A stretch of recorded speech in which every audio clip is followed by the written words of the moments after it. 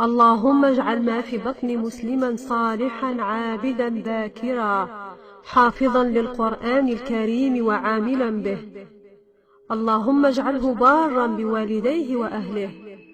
اللهم حسن خلقه وأخلاقه. اللهم أعذه من شياطين الإنس والجن. اللهم سهل ويسر حمله وولادته. اللهم أقر عيني به. اللهم ارزقني ولدا واجعله تقيا ذكيا، واجعله سليما معافى، ولا تجعل في خلقه زيادة ولا نقصان، واجعل عاقبته خيرا.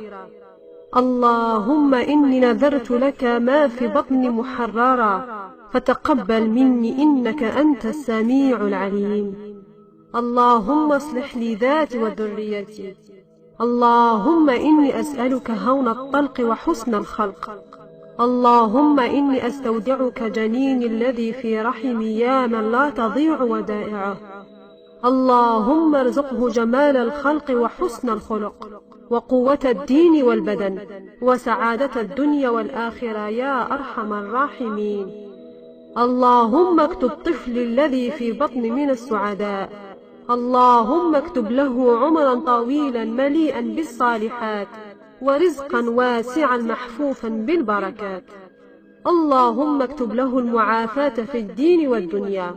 اللهم اجعله بارا بوالديه. اللهم اهدنا وأعنا على تربيته تربية صالحة ترضيك عنه وعنا.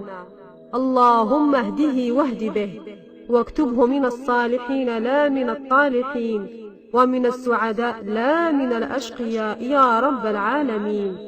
اللهم إن كنت قدرت جنينا في بطني، أسألك أن تجعله سليما معافى من كل عاهة وبلاء، وأن تجعله في أحسن صورة يا رب العالمين. اللهم اجعله من عبادك الصالحين واهده واهد به. اللهم وانبته نباتا حسنا، واجعله من حفظة كتابك بمنك ورحمتك وعفوك يا أرحم الراحمين. يا منان يا الله.